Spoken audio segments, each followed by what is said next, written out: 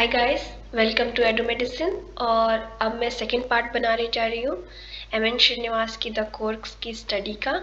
और ये legacy of कोर्क्स है।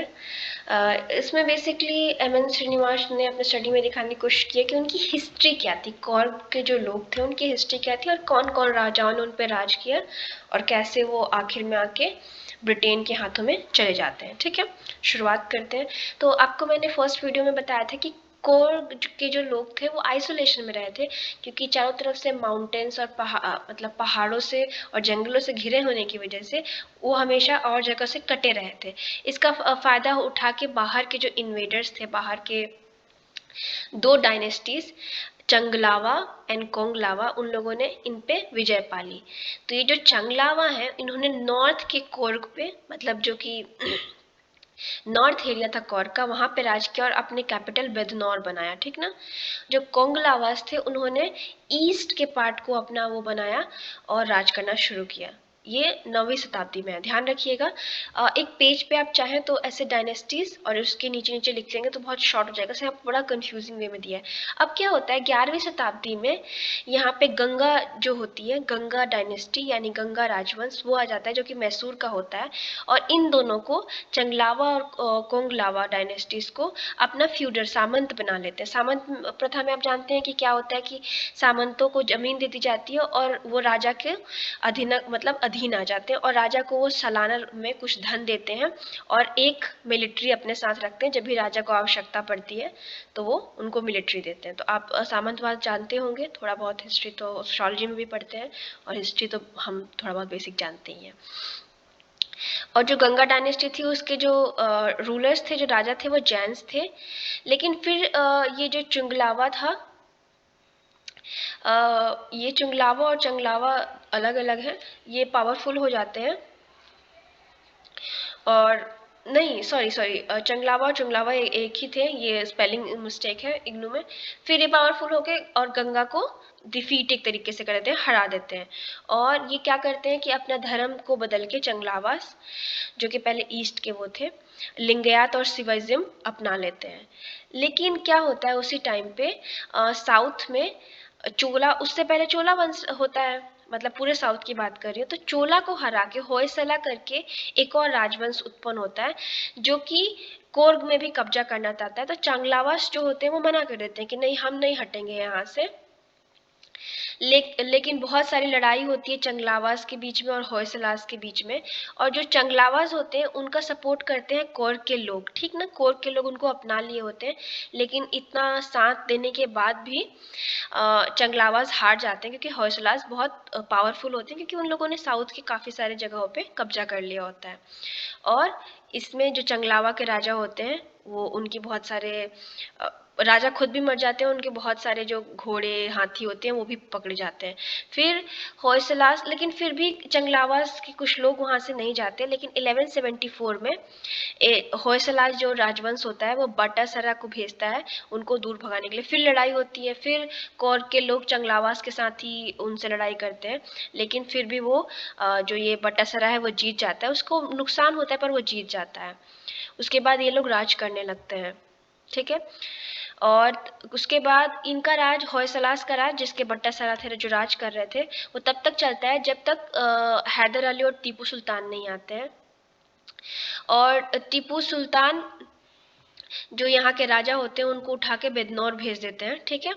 लेकिन ये बेदनौर से बाहर निकल आते हैं और फिर से वीर राजा जिनको बोलते हैं, और कौर्ग इनका सपोर्ट करता है, फिर से उस पर राज करने लगते हैं कौर्ग पे दोबारा से। ठीक है। मतलब ये होयसला के थे और इनको पकड़ लिया था टीपू सुल्तान और हैदर अली ने, फिर ये भाग के आते, फिर राज करते। लेकिन क्या होता है कि 809 तक इनके पास कोई लड़का नहीं होता है। फिर एक 20 साल के लड़के को बनाते हैं, चक्का वीरा राजा उसका नाम होता है, लेकिन वो राजा सही नहीं हो पाता है। और इसी का फ़ायदा उठा के ब्रिटिशर्स पूरा कब्जा कर लेते हैं और यहीं पे लिंगायत राजास का जो शासन है वो ख़त्म हो जाता है। यहाँ जब कोर्ग की जो अथॉरिटी थी वो नायक्स की तरह थी। ठीक ना। उसके बाद इनका एडमिनिस्ट्रेशन जो इनके कार्य पद्धति थी वो सेंट्रलाइज थी, यानी राजा जो ऑर्डर देता था वही होता था। यहाँ पे पोस्टल सर्विस आ गई थी, डाक सेवा आ गई थी। लैंड का मैंने नहीं, अभी लैंड का तो मैं डिस्कस नहीं की हूँ। लैंड का यहाँ पे सर्वे हुआ करता था, जिसका हुक्मनामा में डिटेल्स लिखा जाता था। मतलब लैंड का सर्वे मतलब ये होता है कि आप उसमें ज़मीन को देखते हैं, नापते हैं, किसके पास कितना ज़मीन है, किस टाइप की ज़मीन पे क्या खेती होती है, तो वो एक तरीके का रिकॉर्ड होता है। और कोई भी अगर मतलब ऐसा क्राइम करता है, जैसे मान लीजिए किसी का मर्डर कर दिया हो या शादी के बाद उसका कोई अफेयर, तो राजा उसको खुद सजा देता था, ठीक है ना। और कोर्ग छोटा है तो राज करना भी आसान था मेरे हिसाब से।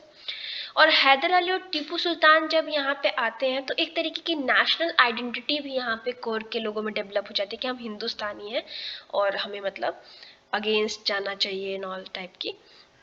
उसके बाद मैं लैंड टेन्योर सिस्टम डिस्कस करूँगी।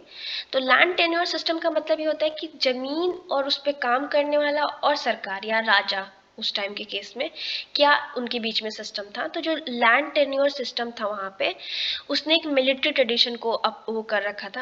अब जैसे कि आप जानते हैं सामंतवाद में क्या होता है, राजा ज़मीन देता है, उस पे सामंत खेती करता है, खेती करके सालाना राजा को वो देता है और मिलिट्री का वादा करता है। ये बहुत वहाँ पे फेमस था कोर्ग में, यानी कोर्ग में सामंतवाद टाइप का सिस्टम था, ठीक है। और वहाँ पे जो लिंगायत राजा थे उनका लैंड रिवेन्यू यानी भूमि कर सबसे मेन पैसा आने का तरीका था या सोर्स था, ठीक है ना, धन का सोर्स था। और लैंड का जो वो था, जैसे मैंने बताया कि सर्वे हुआ था और किस टाइप की ज़मीन पे क्या खेती होनी चाहिए, इन सब का इंफॉर्मेशन हुक्मनामा जैसे जिसे कहा जाता है किताब में दर्ज की गई थी, ठीक है। उसके बाद क्या होता है, जब 1834 में ब्रिटिश आ जाते हैं तो ये लोग आते ही क्या करते हैं कि ये दास प्रथा को वहाँ पे ख़त्म कर देते हैं। जैसे कि हमने शुरुआत में पढ़ा था कि वहाँ दास प्रथा था, दास या नौकर थे वो जो अपने मालिक के घर के पास रहते, ठीक है। अब स्लेव फ्री हो गए थे, वो जो मतलब यानी दास फ्री हो गए थे, वो जो चाहे वो कार्य कर सकते थे, ठीक है। और एक और इम्पॉर्टेंट क्या हुआ, इन लोगों ने अंग्रेजों ने कॉफ़ी का वहाँ पे खेती करने टाइप का सिस्टम उगा दिया, यानी कॉफ़ी के प्लांट लगा दिए, वहाँ पे पेड़ होता है जो। और इससे क्या फ़ायदा हुआ, जो स्लेव्स थे, अब मान लीजिए कि उनको उनके मालिक से तो अलग कर दिया गया कि अब तुम्हारा कोई मालिक नहीं है, तो अब वो लोग फ्री हो गए थे, तो वो जाके ये कॉफ़ी उगाने की जो खेती होती थी या कॉफ़ी उगाते थे उनको ज्वाइन कर लिए। अब राइस के बाद, जैसे मैं बनाया था कि राइस यहाँ बहुत ज़्यादा यानी धान यहाँ बहुत उगता है, चावल, उसके बाद सबसे ज़्यादा खेती कॉफ़ी की होने लगी, ठीक है। और इसकी वजह से फॉरेन लोग मतलब दूसरे राज्यों से, हम दूसरे देश से भी कह सकते हैं, ब्रिटेन वगैरह से आके लोग यहाँ बसने लगे, ठीक है। और मास्टर और स्लेव यानी मालिक और दास का जो रिश्ता था वो भी चेंज हो गया, क्योंकि अब तो मालिक दास कोई रहा नहीं। और कोर्ग जो था वो लेबर मार्केट बन गया। आपने देखा है लेबर चौक होता है, वहाँ पे एक जैसे काम करने वाले लोग बैठते हैं और पैसा, उस तरीके से बहुत जगह से लोग आ जाया करते थे, मैसूर से, तमिलनाडु से, यहाँ वहाँ से। और वहाँ पे मार्केट था, तो कोई भी मान लीजिए कि आपको काम करवाना, तो वहाँ से जाके आप लेबर ला सकते हैं, ठीक है। और कॉफ़ी जो प्लांटेशन था, जब उसका खेती करना शुरू हुआ, तो जो लगाते थे जिनका खेत था, मतलब जो मालिक थे, उनको बहुत पैसा आने लगा, और जो लेबरर्स जो स्लेव्स थे जो छूटे थे उनको काम मिलने लगा, तो ये दोनों के लिए अच्छा फ़ायदेमंद हुआ। 1941 के जो सेंसस हुआ, मतलब जनसंख्या की गणना हुई, उसमें पता चला कि वहाँ पे 2 सब डिवीज़न है कोर्ग में, ठीक है।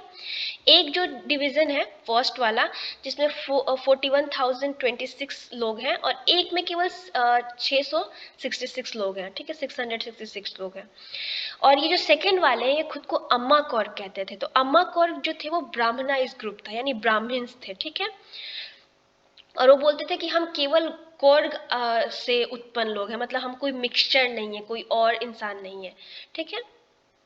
उसके बाद जब वो जो लास्ट राजा थे कोर्ग में, उस टाइम पे अम्मा कौर्ग बोलते थे कि वो कावेरी ब्राह्मण्स हैं, ठीक है।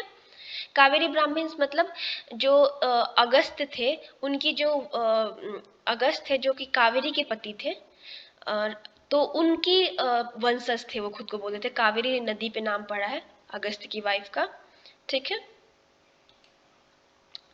उसके बाद क्या बोलते हैं कि 2 सब डिवीज़न और थे, जिसमें एक सना कौर्ग थे और एक मला कौर्ग थे।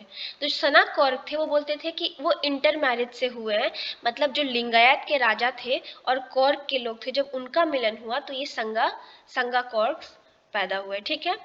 तो मैं होप करती हूँ कि ये दोनों आपको टॉपिक समझ में आया होगा। अब ये ट्राइब्स एंड कास्ट है, मैं उसको नेक्स्ट वीडियो में करूँगी। Please like this video and subscribe this channel, and आप अपने फ्रेंड्स से और सबके साथ इसको शेयर करिए। Thank you so much.